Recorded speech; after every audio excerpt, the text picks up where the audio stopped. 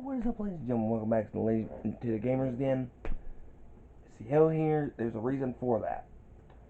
Now today, of recording, this is Saturday. You guys won't be seeing this until Wednesday.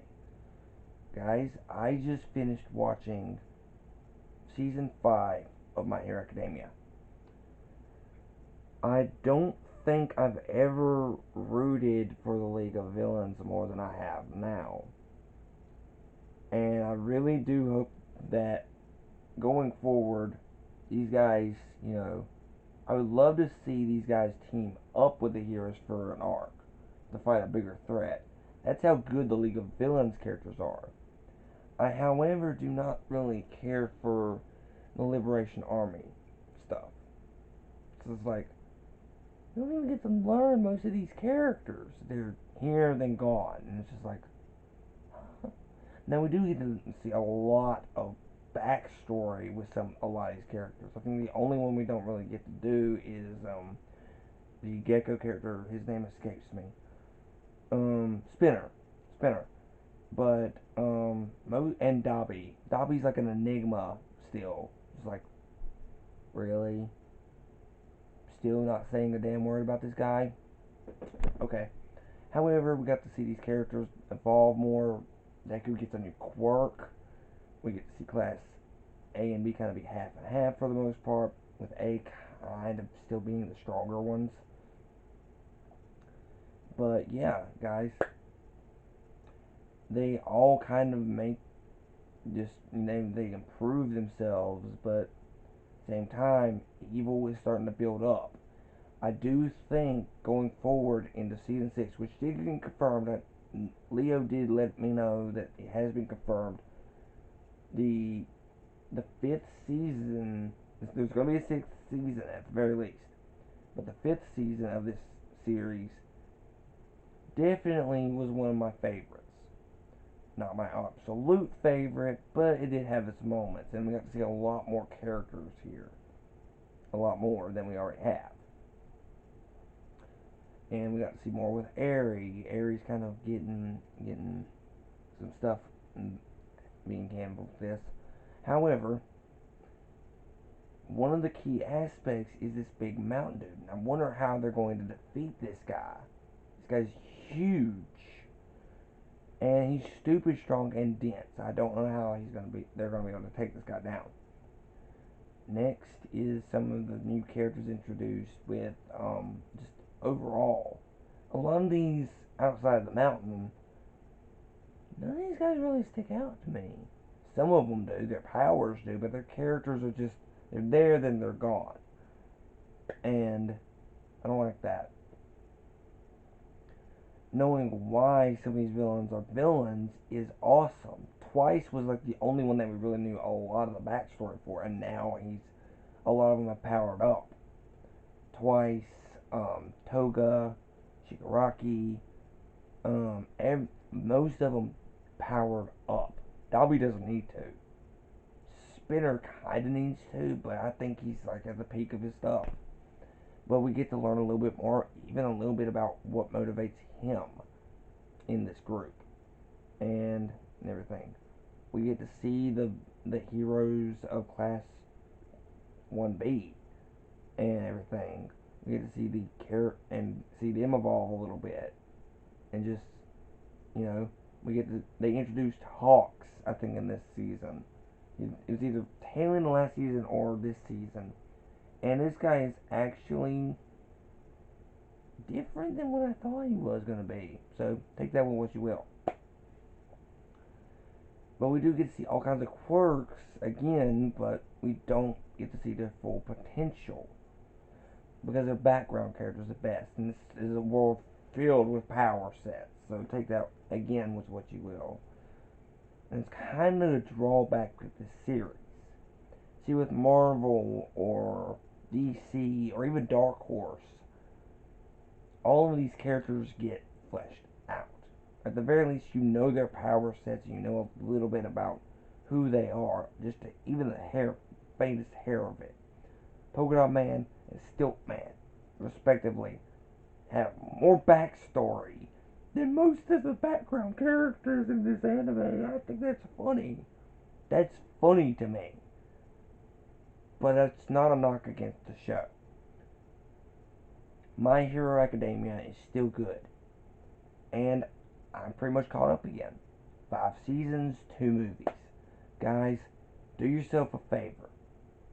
Take a little bit of time every so often and watch this anime.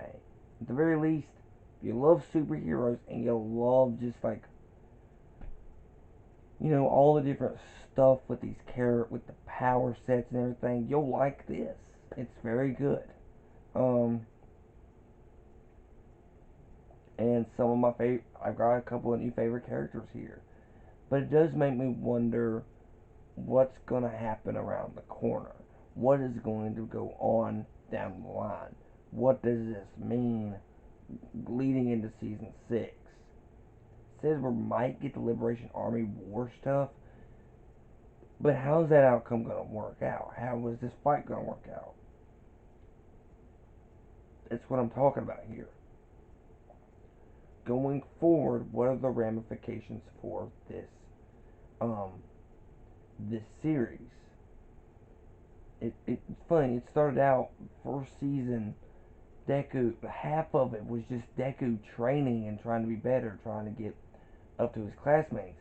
Now he's blasted past them, got a new power now, and hopefully more down the line. On top of that, he's made certain enemies of his in his own classroom turn into friends, and even we get to see all these characters get fleshed out. By now, though, it's gotten dark. There's like these all these villains now. This entire army of just bad guys now. Then the mountains pretty much makes that army of every single one can take all of them on at once. That's how strong this guy is. Couple that with the 10 big guys there that are leading it, including Shigaraki, mind you. It's including that character. It's a very powerful bunch that I don't know if they've got enough heroes to do that. I don't think we've seen enough of the heroes to do that. Class 1A, 1B, about a dozen to 2 dozen different heroes and some of the teachers as well. That's not going to be enough. Not by a long shot. It's really not going to be enough. I know there are more, but we haven't seen a lot of them. It's going to be tough going forward. I just don't see them being able to take on the entirety of this army. And that's saying nothing to the mountain. This guy's got to be anywhere from 30 to 50 feet tall, dense as hell, and pretty much the equivalent of 100,000 people, which was the amount there from the looks of things. At the very least, close to it. That's a lot of people, guys. Couple that with the fact that Twice now has more control over himself in this by the end of the season, and can now pretty much double that. You pretty much have the equivalent of 3,000 people coming at you all at once. And you've got maybe, I don't know, 50 to maybe 60. The odds are stacked. But hopefully, by then, it won't be a problem.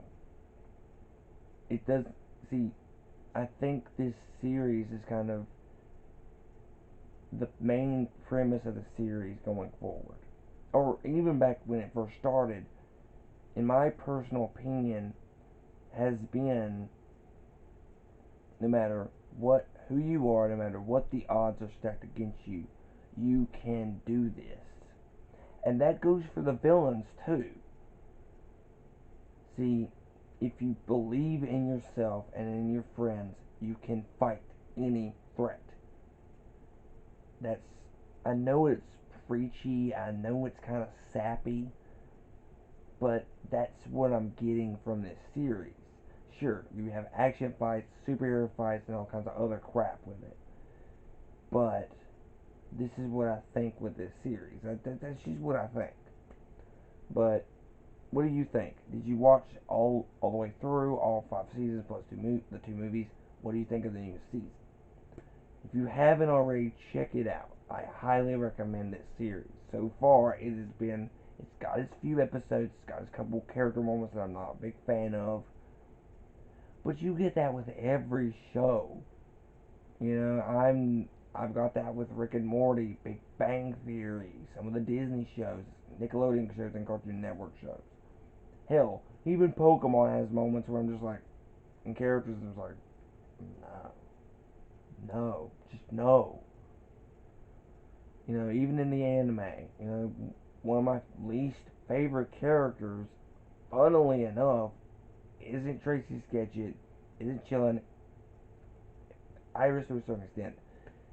It's actually, funnily enough, I'm not a big fan of Dawn.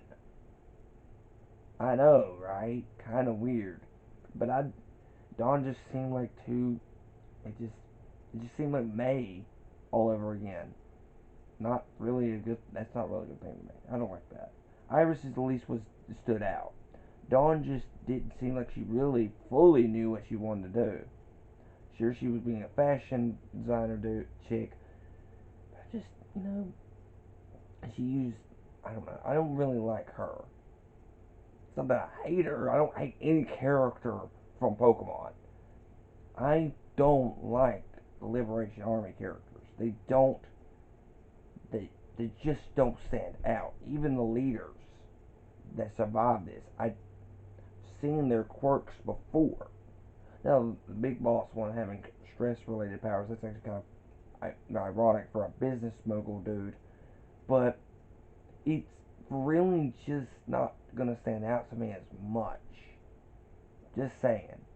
Oh, by the way, that guy that I just mentioned, he's basically Doofenshmirtz versus an anime character. I kid you not. Look up this character, the boss, the boss character from season near the tail end of season 5, and look up stress related quirk with the character. I don't know how you find it. If you know this character, if you know this series, and you know what I'm talking about. If you don't know this series, watch it.